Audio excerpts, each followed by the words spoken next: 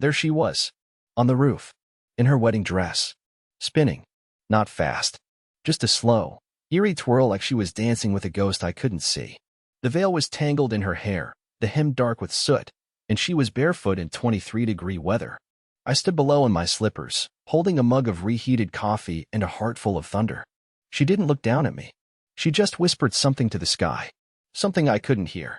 And somehow, even after everything she told me the night before, this was what scared me the most. I should rewind. The night she confessed, it wasn't tears and screaming. It wasn't dramatic. It was worse. She waited until I finished brushing my teeth. I stepped out of the bathroom, and she was already sitting at the edge of the bed, arms straight at her sides like she'd practiced how to position them. No TV, no phone, no sound, just that eerie kind of silence you hear at the very beginning of a bad dream. And then she said, "There's something I buried a long time ago, and it's time I dug it up." I thought she was talking about a childhood memory, some trauma. I even said, "Do you want me to hold your hand while you say it?" She didn't blink. "No," she said. "You'll want both hands free." And then, like someone reciting a grocery list, she told me everything. Not just the affairs, not just the lies, but the entire architecture of a second life I didn't even know existed. Hidden trips, a burner phone, a safety deposit box under her maiden name, 2 email addresses I'd never seen, receipts from cities she never told me she visited. And worse, she kept photos of herself with them. Some were just smiles at restaurants. One was in a bathtub. Another was her, holding a tiny birthday cake, topless, with the name Clayton written on it in frosting. "We don't know anyone named Clayton." My knees gave out. Literally. I dropped like a sack of laundry. I didn't faint. I didn't scream. I just folded. I kept asking, "Why are you telling me this now?" She wouldn't answer. At some point I asked, "Did you ever love me?" She tilted her head and asked, "Does it matter?" That was the moment I stopped being a husband. I didn't feel like anything anymore. Not a man. Not a father. Just a placeholder in someone else's story. She went to bed. I didn't. I walked outside in the cold and stared at the neighbor's porch light until sunrise. And this morning, I woke up to find her on the roof, in that same wedding dress from 1986. Dusty. Yellowed. Still zipped. She was holding something in her hands. A box. She finally turned, looked down at me, and said in the softest voice I've ever heard, "It's time you opened this." I left it sealed for a reason. That was 10 minutes ago. I'm still standing here. Still holding my coffee. Still deciding whether I want to know what else she buried. Because if what she told me last night was just the beginning, I don't know if I'll survive the rest. I don't know how long I stood there holding that damn mug. The ceramic had gone cold. My feet had gone numb. But still, I didn't move. Because I knew that the second I touched that box, something inside my life would snap, permanently and without mercy.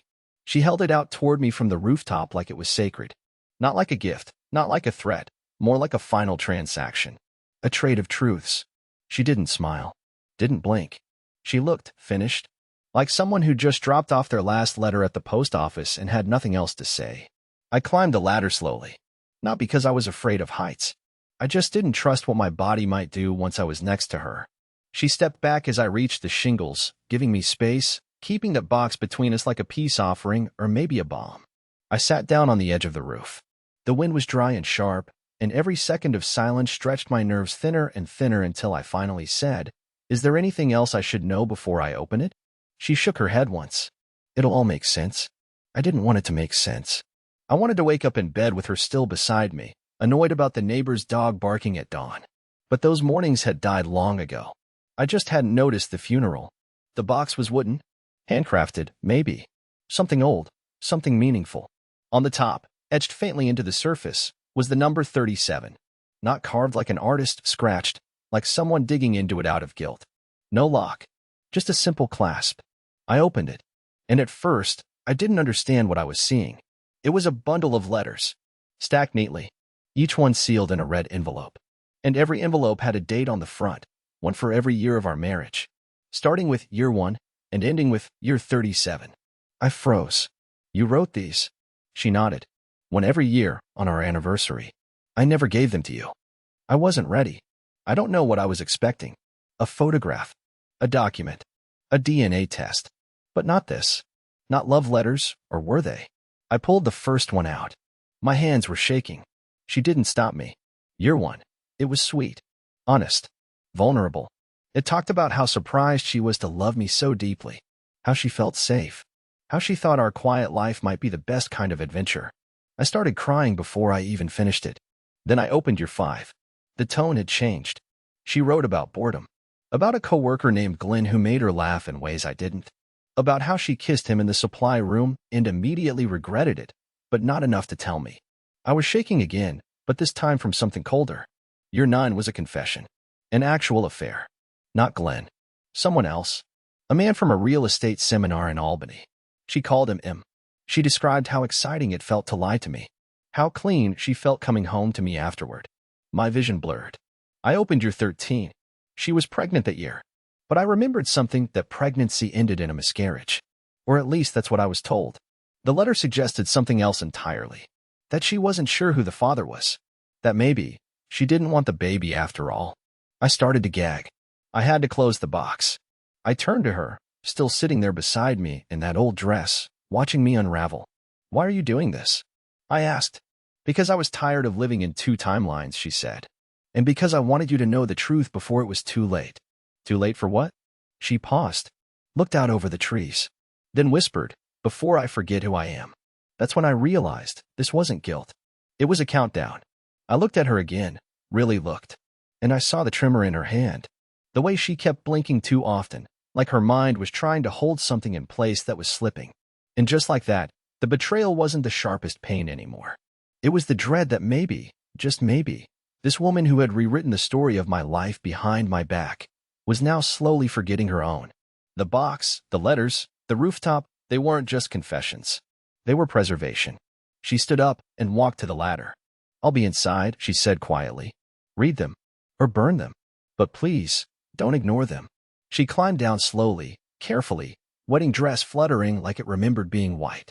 I sat there on the roof, alone with 37 sealed time bombs and a mind full of questions that didn't have answers yet. But one thing was clear. She didn't tell me everything, not even close. And whatever was inside Year 37, she hadn't written it yet. I didn't go inside for almost 2 hours. I just sat there on the roof like a statue with a paper heart, holding the box in my lap like it was something fragile and alive. My hands wouldn't stop shaking, not from the cold, but from something deeper, something I hadn't had a name for until that morning. I wasn't mourning a marriage. I was mourning a version of myself that never existed. Eventually, I climbed down. The shingles had bitten into my legs. My knees ached. I felt 1,000 years older. Inside, the house smelled like cinnamon and dust. Jeanette had made toast. She was seated at the kitchen table with a crossword puzzle and a look on her face like nothing had happened. Like she hadn't just exposed a secret life I'd been too blind to see. I set the box down in front of her. Didn't open it. Didn't speak. She looked up and said, "Did you read Year 21 yet?"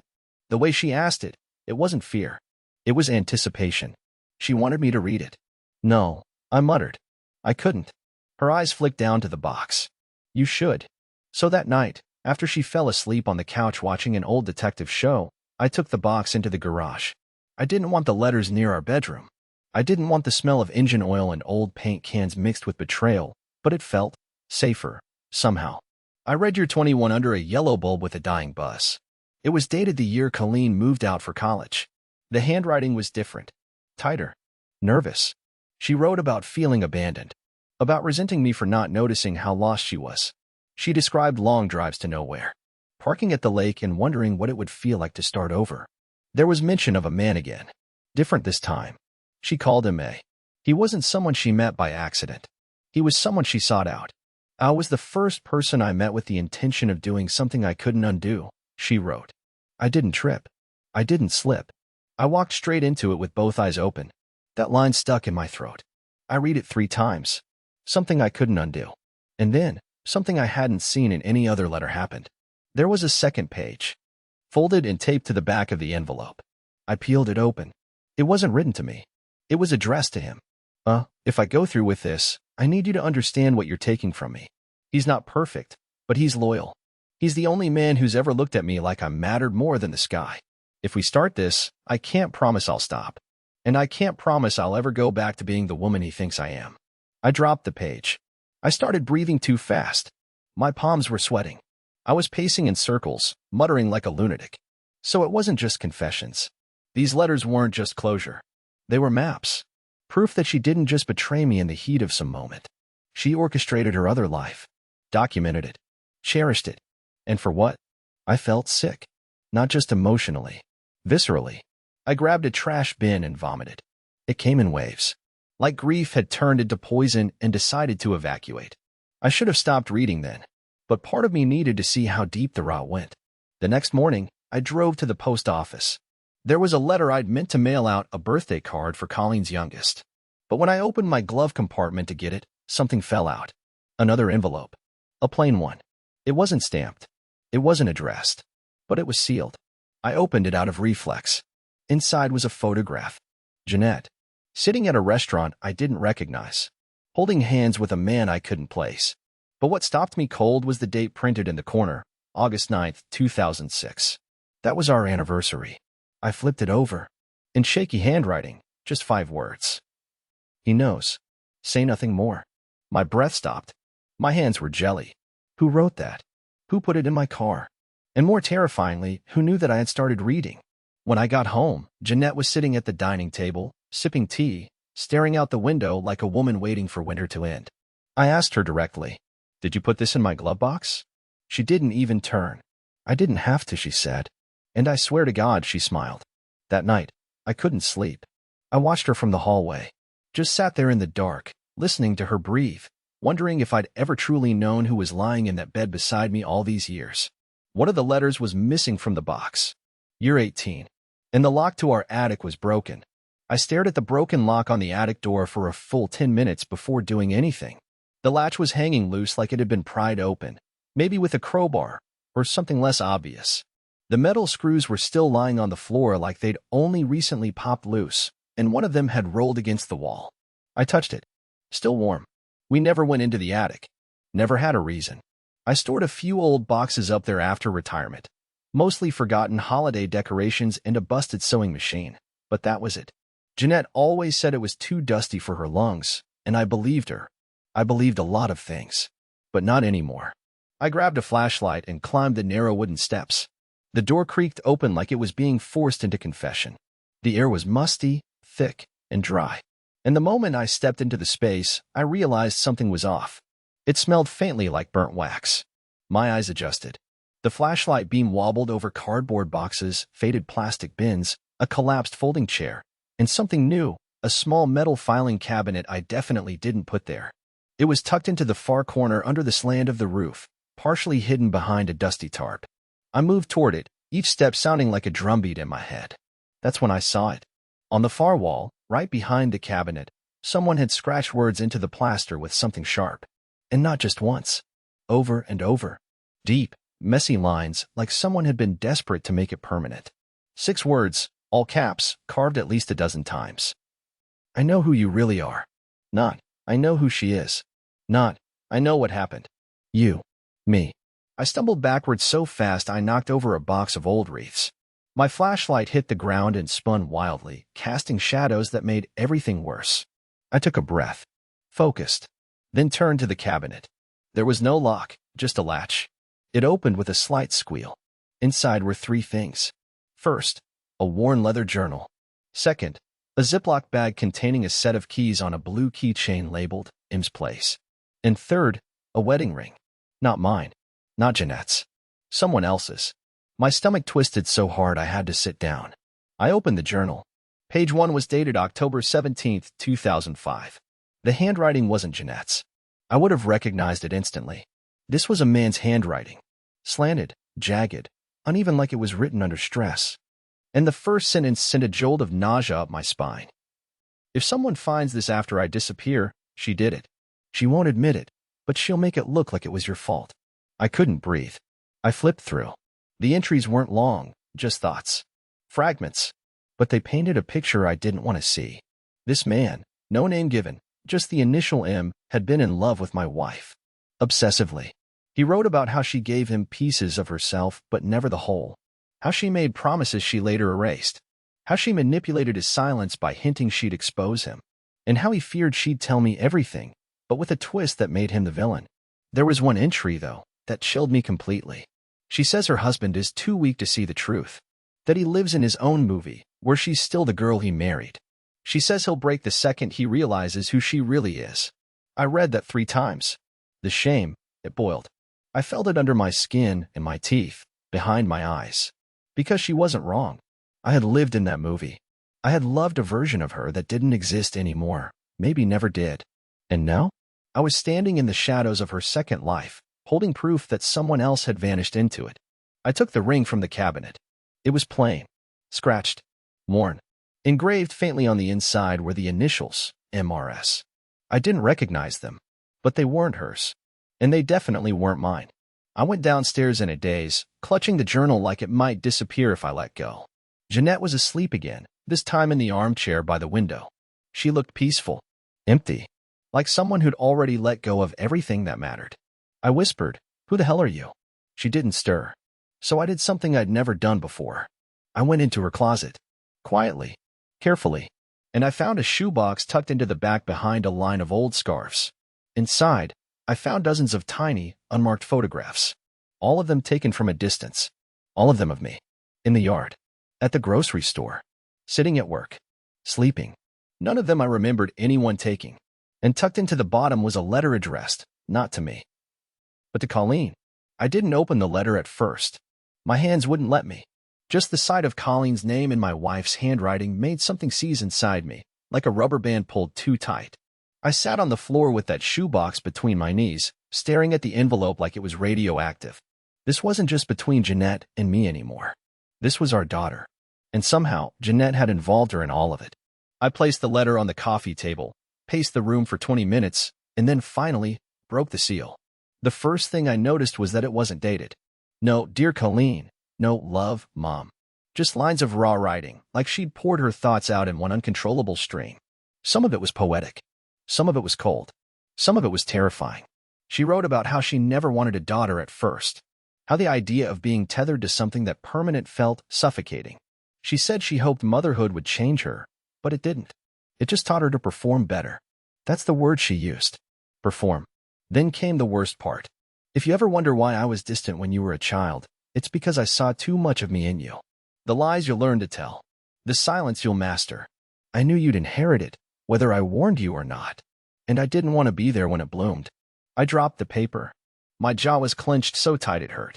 I stood there in the middle of the living room, this hurricane of emotions twisting inside me. Grief, rage, pity, confusion. What kind of mother says that to her daughter? What kind of wife leaves this behind for me to find? I called Colleen. It rang twice before she picked up. Her voice was groggy. She'd probably been napping after her shift at the hospital. "Dad," she said. "Everything okay?" I lied. "Yeah, I just found something. Something you should probably read." She hesitated. "What is it?" "A letter. From your mom." There was a silence. Not confusion, recognition. "Oh," she said flatly. "That letter." My breath caught. "You knew about it?" She didn't answer right away. "She gave it to me 2 years ago, sealed. Told me not to open it unless something ever happened to her." I didn't know she wrote more than one. I felt like I'd been kicked in the chest. "She gave you a copy?" "No. I never read it. I still haven't. I put it in my safe and tried to forget about it. But she said things in this one that my throat closed. "You need to read it, Colleen. Tonight." More silence. Then she asked, "Did she mention the house on Derry Street?" It came out of nowhere. "What house?" "I don't know. She always said that's where the first fracture happened." She didn't explain. She just called it the place where it all broke. I was shaking again. "She never told me about that." "She wouldn't have," Colleen said quietly. "You were the only thing she protected from the truth." The conversation ended not long after that. She promised she'd come by on the weekend, but I knew she wouldn't. Not yet. Not until she was ready. I spent the next few hours searching every inch of the house for another reference. Derry Street, MRS, the fracture. Anything. I combed through drawers, behind bookshelves, even inside the lining of an old suitcase in the guest closet. That's when I found it. Tucked inside the pages of a dusty photo album from 1994. A receipt. From a motel. Address: Derry Street, Lancaster. Dated just 3 days after our wedding anniversary that year. I flipped it over. A phone number was scribbled on the back. Below it, in her handwriting, was a note. "He knows how to keep secrets. Ask for room 6. My fingers were trembling. I called the number. A woman answered. Her voice was gravelly, disinterested. I asked if the motel still rented room 6. She paused. We haven't used room 6 in years, she said. That's the one with the, incident. You sure you want that one? I didn't reply. She laughed. It's your call. Just don't blame us if you don't like what you find. I hung up. I didn't sleep that night. I sat on the back porch, watching frost gather on the grass, thinking about the woman I thought I knew, and the woman who'd been writing letters in the dark for decades. By dawn, I'd made up my mind. I packed a small bag, grabbed the journal, the ring, the letter, and the receipt. I was going to Derry Street, and I was going alone. Derry Street was smaller than I remembered, or maybe I had never really looked. I'd driven through Lancaster 100 times before, but that morning it felt like entering another version of the town entirely. The buildings were too still. The signs sun-faded. I passed 2 boarded-up shops, a broken vending machine, and a forgotten church steeple that seemed to lean slightly to the right, like even it had grown tired of standing tall. The motel was tucked behind a long strip of rusted fencing, hidden by a pair of rotting oak trees. The sign was missing most of its letters. Just the word, "Oh, tell," clung to the frame like a ghost of what used to be. The parking lot was empty except for a van with no plates and a shopping cart full of torn curtains. I got out of the car and stood in front of the cracked office door. There was no bell, no lights, just a taped sign that read, "Call if you're serious." I didn't call. I walked the lot instead, counting the doors. Room 6 was on the far end, partially hidden by an overgrown hedge and a broken soda machine that had tipped forward like it had given up years ago. The door was scratched, deep, vertical grooves like something had clawed it in panic. There was no handle, only a dented knob. I pressed it gently. It gave way. The room was dark, despite the sunlight leaking in through half-bent blinds. Dust floated in lazy columns through the air. The air smelled like mildew and cold wood. The carpet had been torn up near the bed, exposing warped floorboards. The wallpaper had been peeled back in one corner, revealing writing underneath, handwritten, black marker, large looping letters across the wall like a warning left behind in haste. I stepped inside and shut the door quietly behind me. I didn't know what I was looking for. A photo? A journal? A body? Part of me was afraid of finding anything at all. But something in my chest, something I didn't recognize, kept pulling me forward. There was an old wooden dresser with 2 drawers. One of them was jammed shut. The other slid open easily. Inside, a single Polaroid photo, face down. I turned it over. My wife was sitting on the bed in that very room. The same bed I was standing beside. She was looking at the camera, not smiling, wearing a gray shirt I didn't recognize. But what stopped me was the man sitting next to her. Middle-aged. Thin. Balding. He had his hand on her knee, and he was looking directly at the camera too. Not smug. Not proud. Nervous. The back of the photo had initials, MRS. The same as the engraving in the ring I found in our attic. So this was him. The man who wrote the journal. The man who Jeanette warned me would be erased if he told me too much. I looked around the room again and noticed something I'd missed before. Behind the dresser, pushed against the far wall, was a vent. The screws had been removed. Not missing, just placed neatly beside it, as if someone wanted it opened without a struggle. I crouched down, reached in, and pulled out what felt like a small cloth pouch. I opened it. Inside was a cassette tape. No label. No case. Just a loose tape and a folded note wrapped around it.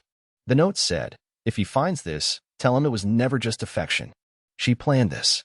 The handwriting matched the journal. I didn't know what this was, and I had no idea where to even find a cassette player anymore. But it was clear someone, maybe MRS, wanted this tape hidden, and wanted me to hear it when the time was right. I took the tape, slid it into my pocket, and looked around one final time. There were stains on the ceiling. The closet door had a crack down the middle, like it had been kicked hard. The bed creaked every time I shifted. Then I saw something new. Behind the mattress, wedged between the wall and the frame, was a torn piece of notebook paper. I pulled it out. The writing was hers. "I never loved you the way you wanted, but I never stopped thinking about you. When I touched him, I thought of you. When I lied to him, I imagined what it would have been like if you had stayed quiet. But you didn't. So I had to choose. No name. No signature. Just that." I left the motel as fast as I could, feeling like I had touched something cursed. The whole drive home, I couldn't stop shaking. My head was full of static. My heart was heavy with some truth I hadn't yet uncovered. When I pulled into our driveway, Jeanette wasn't on the porch. She wasn't in the living room. Or the kitchen. I called her name. No answer. And then I saw it. The attic door was wide open, and something was playing upstairs. A voice. A man's voice. Faint, muffled, but unmistakably coming from an old cassette deck I didn't even know we owned. The sound of the voice playing in the attic was low, almost whispery, like someone was sitting just above me, telling secrets to the shadows. I stood at the bottom of the attic steps, staring up at that open door, wondering what part of me was about to be undone now. My legs didn't want to move. My body was screaming for me to run, to leave, to bury everything back in the box and pretend none of this ever happened. But that's the thing about truth. Once you start listening, you have to finish the story. I climbed slowly, each wooden step moaning under my weight. The room was dim, lit only by the strip of daylight leaking through the attic vent and the soft orange glow of an old cassette deck resting on the floor. The same dusty cabinet. The same box of letters nearby. But now, sitting beside the tape player, cross-legged like a child waiting for story time, was Jeanette. She didn't look at me when I entered. The voice continued playing. Male. Measured. Unshaken. I asked her once if she'd ever leave you, it said. She didn't even blink. She said no, not because she loved you, but because you were the only person who'd never try to hurt her. And that made you useful. Permanent. Replaceable, but dependable. I froze. My heart was thudding so loud I could barely hear the next sentence. She used you as her alibi. Every trip, every call, every stolen hour, it worked because no one would question her husband. The quiet one. The faithful one. The one who'd die before he'd admit she was lying. I couldn't breathe. The tape hissed for a second. Then the voice returned. I'm not angry anymore. I was. For a long time. But now? Now I feel sorry for you, Emory. Because the one thing I always had, that you never will, is the truth. That's when I realized the voice was talking to me. Directly. Jeanette hadn't recorded this. He had. And she'd kept it. Room 6 was never a place to meet, the man continued. It was a vault. She made promises there. To me. To others. But none of them were kept. I started writing things down because I knew the day would come when you'd need to know what she buried. And I wanted you to hear it in someone's voice who wasn't lying to you. I turned to her. Jeanette was still staring at the cassette player. Not blinking. Not flinching. As if hearing it again was a ritual she needed to remind herself, or maybe punish herself. I said her name. Quietly at first. Then again, louder. Jeanette. She finally looked up. Her eyes were glassy, unfocused. I told him to destroy it, she said softly. He didn't. He wanted to be the last voice in your head. Who was he? I asked. Tell me who he was. But she just stared. I walked toward the tape deck and hit stop. The room fell into silence so thick it almost roared. My hands were shaking again. I sat down across from her. You need to tell me everything, I said. No more cryptic garbage. No more clues in boxes or vent shafts. I want the truth. All of it. Jeanette blinked slowly, like she was waking up from a long sleep. He wasn't supposed to exist, she said. He was a mistake. The kind that feels like gravity. You fall before you even realize it's happening. And by the time you hit the ground, something inside you already belongs to him. She paused, took a breath, then added, I didn't love you less, Emory. I just loved him differently. Sharper. Louder. That's not love, I said. That's cruelty. She looked at me like I'd just proven her point. It started in year 7. His name was Malcolm. He was a writer. He said the right things. Made me feel seen. I didn't sleep with him right away. I waited. Told myself if I could wait, it meant I still respected our marriage. But it didn't matter. By the time I crossed the line, I didn't feel married anymore. And the motel? I asked. She nodded. That was our sanctuary. But he wanted more. He wanted me to leave you. I refused. So he started writing. Letters. Tapes. He said if I wasn't going to be his partner, then I'd be his legacy. I felt sick. Did you kill him? Her expression didn't change. No, she said. He disappeared on his own. Or maybe someone made him disappear. He had enemies. He owed people money. He lived in half-truths. But you kept all of this, I said. You hid all of this from me. She nodded. Because you never asked. That broke me. Because she was right. I'd never asked. Never questioned. Never challenged the version of her that smiled politely through dinners, that kissed my cheek in passing, that sang while folding laundry. I was so proud of being trusting that I didn't see how it made me willfully blind. I stood to leave the attic. But as I reached the stairwell, she called out behind me. I have one last letter, she said. It's not in the box. I turned. Where is it? She reached under the floorboard and pulled out a thick envelope. It's year 37. I finished it 2 nights ago.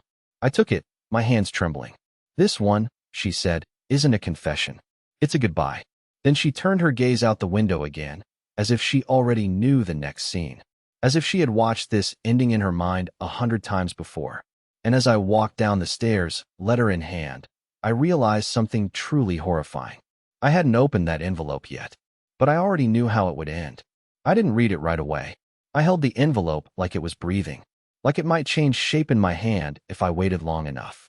It felt heavier than paper should, heavier than truth should. But I carried it downstairs, into the room where we had once laughed over board games, where she once spilled wine and laughed for 10 full minutes, and I sat in the chair that still creaked when I leaned to the left. And finally, I opened it. The handwriting was slower this time. Not shaky, but tired. Thoughtful. And it didn't begin like the others. No, dear Emory. No date. Just the opening line. If you're reading this, then I've told you everything, and you're still here. That alone almost broke me. She went on to say she never believed this letter would be read, that she imagined I would burn the box, scream, leave, vanish. That I would do what any man should do after learning the person he built a life with had betrayed him not once, but repeatedly, methodically, intimately. But I hadn't done any of that. I had stayed, read, dug, hurt, and instead of collapsing under it all, I had chosen to understand. The letter wasn't an apology. Not exactly. It was a confession of her smallness. She wrote that she never felt worthy of being loved the way I loved her, fully, without games. That in her most honest moments, it scared her, because I loved with permanence, and she had lived her whole life believing nothing lasted. She had prepared to be abandoned, not cherished. So she sabotaged it. I tested you, over and over, she wrote. And every time you came back, every time, you forgave what you didn't even know I was doing. That's not weakness, Emory. That's grace. And I didn't deserve it. She said she didn't know how to ask for forgiveness. Not from me. Not from Colleen. Not even from herself. But she hoped the truth would give me something else. Freedom. Not to punish her, but to finally choose myself. She closed the letter with something that didn't feel like a goodbye. Not really. You are better than what I gave you. But I hope, someday, you'll believe I still tried, even if I failed you. I cried after reading it. Not the silent kind. Not the theatrical kind either. Just steady, broken crying, because it wasn't anger anymore. It was mourning. Mourning for the version of her I thought I knew. For the time I'd lost. For the love that had been given freely, but not returned the same way. And yet, underneath all that, was peace. For the first time in weeks, maybe years, something inside me unclenched. The wound hadn't healed, but it had stopped bleeding. The next morning, I made coffee. I fried eggs. I sat in the kitchen and didn't wait for her to join me. She was still asleep. Or pretending to be. That was okay. Some things couldn't be fixed in one day. Or 1 month. Or maybe ever. But I wasn't stuck anymore. That weekend, Colleen visited. I told her everything. I didn't lie. I didn't soften it. And she didn't cry, she listened. Then, slowly, she reached across the table and held my hand. I always knew there was more, she whispered. But I never wanted to know. I'm glad you do now. The next week, I booked a flight. Just for me. Maine. I'd always wanted to go and never made time. I didn't leave a note. I just left Jeanette sleeping and packed a single bag. I took the journal, the final letter, and one photo of Colleen as a baby, holding on to my pinky with her whole fist. When I got to the coast, I walked along the cliffs until sunset, breathing sea air that didn't carry her name. And for the first time in my adult life, I wasn't anyone's husband. I wasn't someone's shadow. I was just me, Emory. And I was still here.